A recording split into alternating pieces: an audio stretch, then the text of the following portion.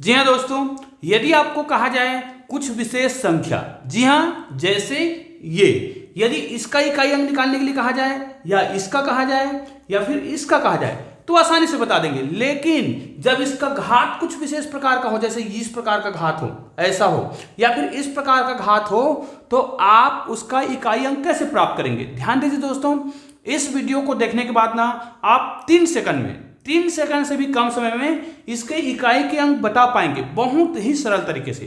तो आप देखिए, पूरा हम बता पाएंगे कि किसी भी संख्या के लास्ट में इकाई में क्या आएगा, ठीक है। और इस प्रकार के जो प्रश्न होते हैं वो बहुत ही महत्वपूर्ण होते हैं, क्योंकि कंपटीशन एग्जाम में इस प्रकार के प्रश्न पूछे जाते हैं। तो इस प्रकार की बेसिक जानकारी हर बच्चे को होना चाहिए, हर विद्यार्थी को होना चाहिए। तो आइए इसी के बारे में हम जानेंगे। अब यदि हम इकाई अंक के बारे में बात कर रहे हैं तो ये भी पता होना चाहिए कि हमें इकाई अंक में कितनी संख्याएं मिल सकती है। ध्यान दीजिएगा, क्योंकि हम बेसिक से पढ़ रहे हैं, तो इकाई अंक में या तो 0 होगा, या 1 होगा, 2 होगा, 3 होगा, 4 होगा, 5 होगा, 6 होगा, 7 होगा, 8 होगा, या फिर 9। इसके अलावा इकाई में और कुछ भी संख्या हो सकता है क्या? नहीं, ठीक है। तो ये आप याद रख लीजिएगा कि इकाई अंक में हमें संख्या निकालना है कि इकाई में क्या होगा, तो इन्हीं संख्याओं में से कोई ना कोई एक संख्या होगा। तो उसके बेसिक को सीखेंगे ना, तो हमें इन संख्याओं को, इस नियम को याद करने की आवश्यकता नहीं होगी, बस आप उस नियम का उपयोग करिएगा। तो आइए दोस्तों, आज का वीडियो हम प्रारंभ करते हैं। इसको मैंने कुछ विशेष पार्टों में बांट रखा है और इस पार्ट के आधार पर ही, है ना, आपको बताऊंगा ताकि आपको बहुत आसानी से समझ आ सके। तो आइए आज का वीडियो प्रारंभ करते हैं। वीडियो प्रारंभ करने से पहले यदि आपने चैनल को सब्सक्राइब नहीं किया है तो चैनल को सब्सक्राइब कर दीजिए, बेल आइकन को प्रेस करके आल को टच कर दीजिएगा, ठीक है। तो सबसे पहले देखिए, यदि इकाई का अंक, अब देखिए हमें कोई भी संख्या दिया हो, जैसे उदाहरण के लिए मान लीजिए हमारे पास 1 2 3 ऐसे 5 7 कुछ भी संख्या हो, उसके इकाई में, और यहां पर देखिए ये तो संख्या हो गया, और यहां पर आपको क्या करना है, मुझे ऐसी कोई भी संख्या, यहां पर बहुत बड़ी संख्या हो सकती है, घात में कुछ भी हो सकता है, या फिर यहां पर 5 7 6 8, है ना, ऐसा कुछ भी संख्या हो जिसका घात भी बहुत बड़ी संख्या हो सकती है, तो इसके इकाई में क्या होगा। तो इन बेसिक को सीखने से पहले, जैसे आपको लग रहा होगा अरे कठिन है, कैसे निकालेंगे, देखिए चुटकियों में निकाल पाओगे, बस इसके नियम को याद रखिए। यदि जिस प्रश्न का उत्तर, जैसे इसका मुझे इकाई अंक क्या प्राप्त होगा उसको निकालना है, तो इस नियम को देखिए, यदि इकाई वाली संख्या, ध्यान दीजिएगा, या तो यहां पर मैं लिख देता हूं, या 0 हो, 1 हो, 5 हो और 6 हो, तो याद रखिए यदि ये संख्या इकाई में हो, जिसका हमें इकाई अंक प्राप्त करना है, यूनिट डिजिट प्राप्त करना है, और यदि ये इकाई में हो तो इसके जो इकाई में वही संख्या आएगा जो दिया गया है। जैसे देखिए यहां पर हमें संख्या दिया गया है, इसके इकाई में 1 है, और इसको मुझे 235 बार गुना करना है, ठीक है। या फिर ये कहा जाए, ये इतनी बड़ी संख्या दिख रहा है, इसको मुझे 2222 बार गुना करना है, तब इसका उत्तर कितना आएगा। इकाई अंक की बात कर रहे हैं, तो इसके जो आंसर आएगा उसके इकाई में क्या होगा। और भैया इसको 2222 बार गुना करना तो असंभव है ना, संभव तो है नहीं, तो उसका इकाई अंक कैसे प्राप्त करेंगे फिर। तो याद रखिए, यदि जिस संख्या का हमें इकाई अंक निकालना है उसके इकाई में 0 1 5 और 6 आया हो, तो उसके जो आंसर आएगा उसके इकाई में भी यही संख्या आएगा, ठीक है। इतना हमेशा याद रखिएगा, ठीक है। मतलब पहला नियम खत्म।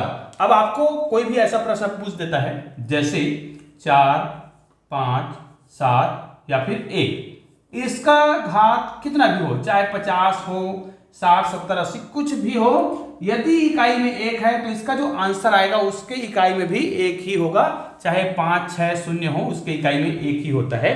ये नियम तय है। तो ये तो हो गया पहला नियम। अब आइए दूसरा नियम में चलते हैं। तो इस वीडियो को आप लोग पूरा देखिए, मैं बहुत शानदार नियम आपको बताने वाला हूं। ये तो हो गया पहला। अब देखिए दूसरा में आते हैं, यदि इकाई अंक, यहां पर देखिए यदि इकाई के अंक में क्या हो, तो ध्यान दीजिए, अब हमने 1 0 1 5 6 को पढ़ लिया है, मतलब हमें इसकी आवश्यकता नहीं पड़ेगी। अब 1 है ना, 0, उसके बाद 5, उसके बाद 6, ठीक है। अब इन नियमों का हमें उपयोग नहीं करना पड़ेगा, क्योंकि ये वाला संख्या का काम खत्म हो गया, तो हमको आवश्यकता नहीं। बाकी जो संख्या दिख रहा है उन्हीं संख्या का हमें इकाई अंक निकालना सीखना है। तो इनमें से देखिए, यदि इकाई अंक क्या हो, विशेष रूप से मैं बता रहा हूं, ध्यान दीजिएगा, यदि इसमें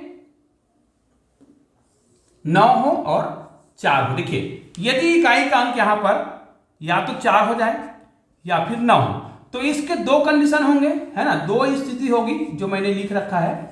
इसके दो स्थिति हो सकती है। पहला, यदि जो घात दिया है, जैसे उदाहरण के लिए यहां पर मैं कोई संख्या लिखता हूं 2 4 6 8 और लास्ट में 4 हो, और इसका घात या तो सम हो या फिर विषम हो। अब सम का मतलब क्या है, मान लिया जाए 244, ये सम है, या फिर इसी प्रकार और कुछ संख्या हो, है ना, ऐसा, और ये 9 हो, और यहां पर मैं भी सम कर देता हूं, ठीक है, ऐसा, ठीक है। एक सम है और एक विषम। संख्या में क्या है, 4 है, और यहां पर 9 है।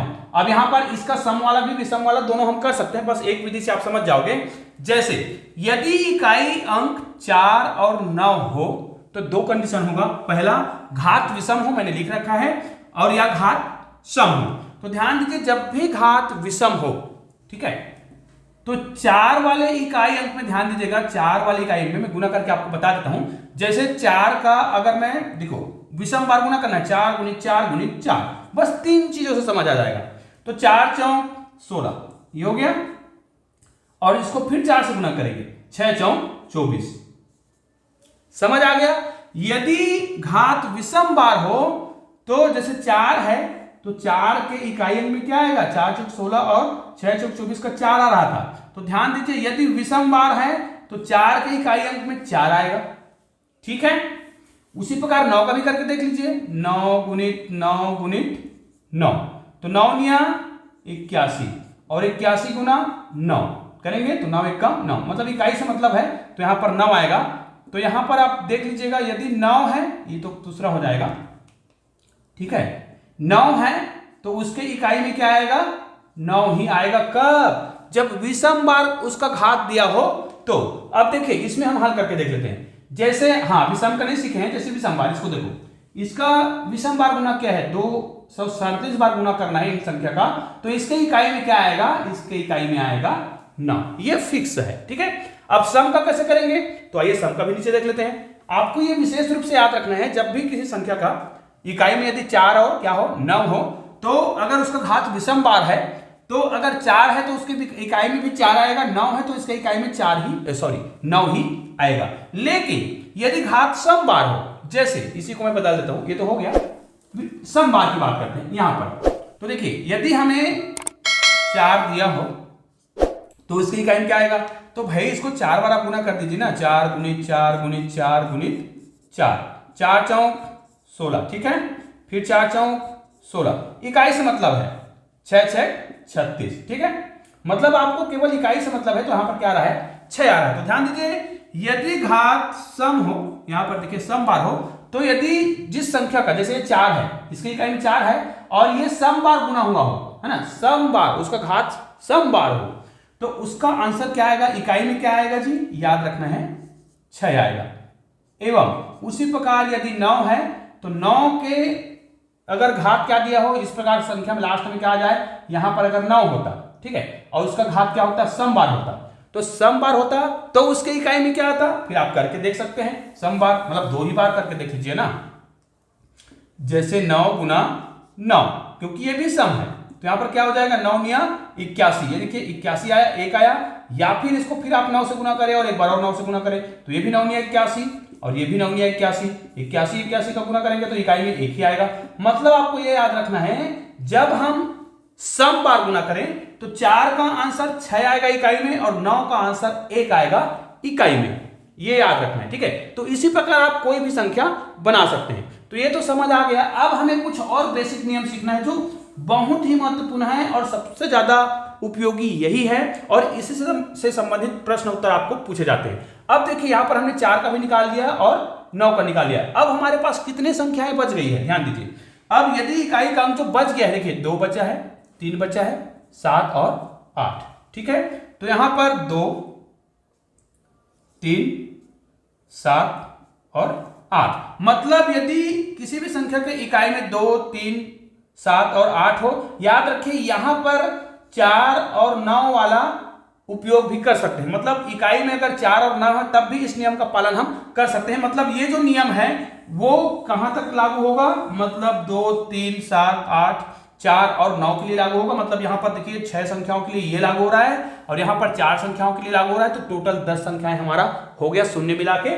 तो इस प्रकार इसका कौन सा नियम है, ध्यान दीजिए। यहाँ पर मैं कुछ बेसिक को आपको अच्छे से समझाने का प्रयास करता हूँ ताकि आपको बहुत आसानी से समझ आए। ये तो आपको समझ आ गया होगा, इसलिए मैं इसको मिटा देता हूँ। उसके बाद कुछ हम उदाहरण भी देखेंगे इसी मेथड के माध्यम से, ताकि हम किसी भी उदाहरण का उत्तर बहुत ही आसानी से बता सके। यहां पर देखिए, यदि कोई भी संख्या है जिसके इकाई में 2, 3, 7, 8, 4 या 9 हो, तो उसका इकाई का अंक, घात की बात करें ना, जब घात दिया हो, जैसे यहां पर कोई प्रश्न दिया है 2, 4, 6, 7, लास्ट में क्या हो 7 हो या 8 हो, ऐसा कोई भी संख्या हो, तो और इसका घात चाहे सम हो चाहे विषम हो, इससे मतलब नहीं है। यहां पर देखिए, यदि घात यहाँ पर घात के बारे में बात नहीं कर रहे हैं, यहाँ पर तो इकाई का अंक कितना हो, तो यहाँ पर भाग विधि का प्रयोग करना है भाई। और भाग किससे देना है, 4 से ही भाग देना रहता है, ठीक है, ये याद रख लीजिएगा।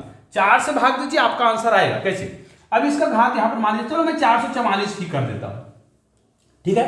तो इसके इकाई में क्या आएगा, इसके इकाई में क्या आएगा, मतलब ये 2467 जो दिख रहा है, इसको 444 बार गुना करेंगे, मतलब 444 घात दिया हुआ है, तो इसके इकाई में क्या आएगा। तो इसका बड़ा सिंपल सा नियम होता है, ध्यान दीजिएगा।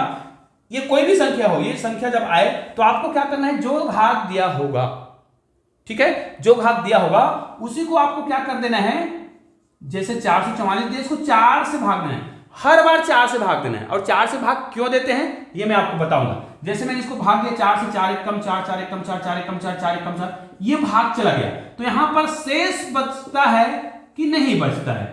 अगर शेष बचता है तो उसी को उसका घात चढ़ा देंगे, मतलब ये 444 के बदले हम क्या लिख देंगे, घात को, जो घात आएगा मतलब शेष बचेगा उसको घात चढ़ाएंगे। लेकिन यदि शेष फल क्या बचे, शून्य बचे, तो आपको इसका जो आंसर बनाना है वो कैसे बनेगा, ध्यान दीजिएगा।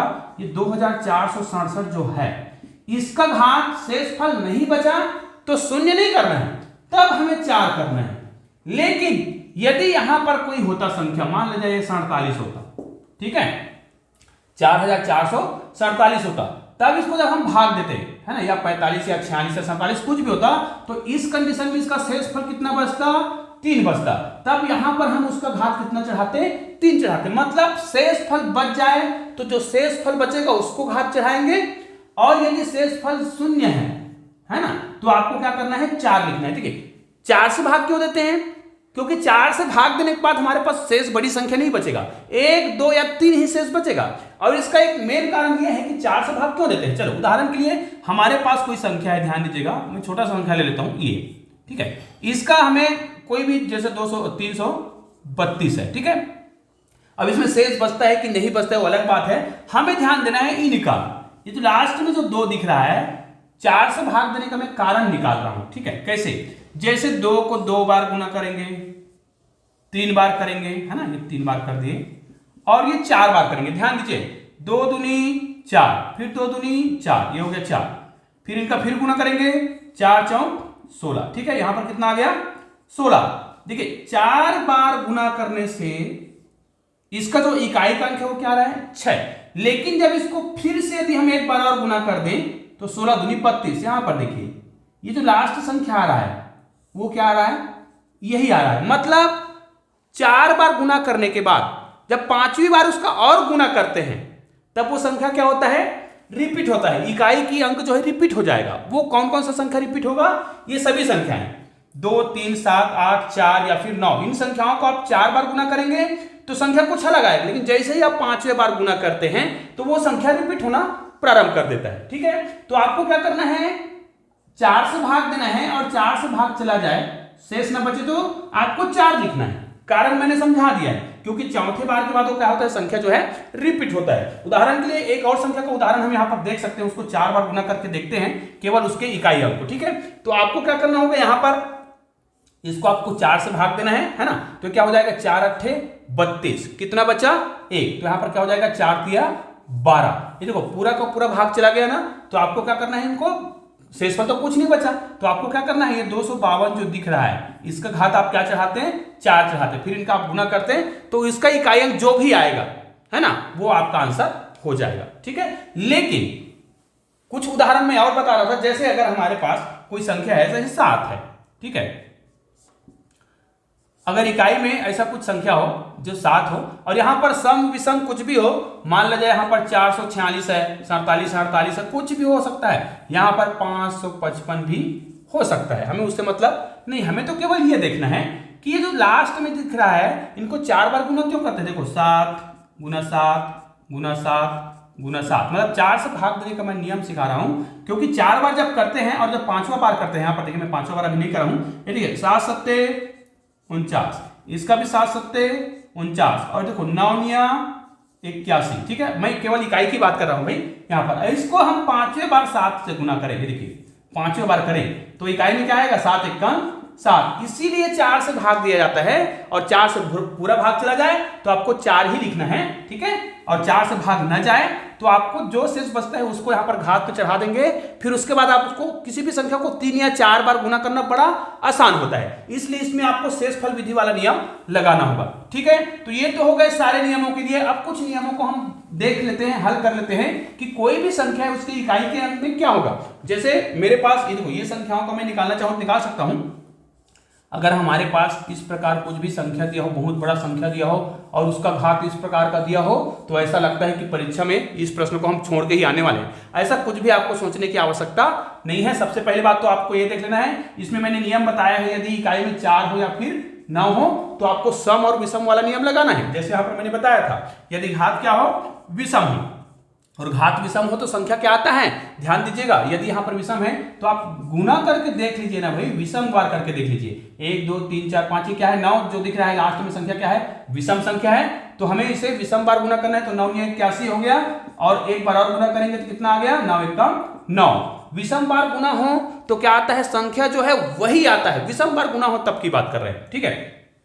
तो इसका इकाई अंक कितना आएगा, 9 ही आएगा, चाहे आप इसको गुना करके देख सकते हैं कि इस संख्या को कौन इतने बार गुना करेगा, ठीक है। हाँ, इसी नियम को आप इस नियम के तहत भी हल कर सकते थे, इसमें 4 से भाग देने वाला, तो भी 9 आता है कि नहीं आता है, कोशिश करके देखते हैं भाई। इसी को हम 4 से भाग देते हैं, चलो इसको हम 4 से भाग देते हैं, तो इकाई का अंक जो है 9 आएगा कि नहीं आएगा वो करके देख लेते हैं। तो यहाँ पर देखिए 4 से भाग देंगे, ठीक है, 4 दूनी 8, कितना बचा यहाँ पर, 1 बचा, तो कितना हो गया 19, फिर 4 चौ 16, कितना बचा 17 18 19, 3 बचा, फिर कितना हो जाएगा 4 निया 36, कितना बचा 3, फिर 4 निया 36, फिर 3 बचा, फिर 4 निया 36, ये हो गया इतना, ठीक है। फिर कितना बचा 3 बचा है, तो आपका इसका जो घात है ना, इसका घात है, शेष जो बच रहा है उसको लिखना होता है 3, ठीक है। अब इसको 3 बार आपको गुना करना है ना, तो हम इकाई की बात कर रहे हैं भाई, केवल इकाई को तो गुना करना है।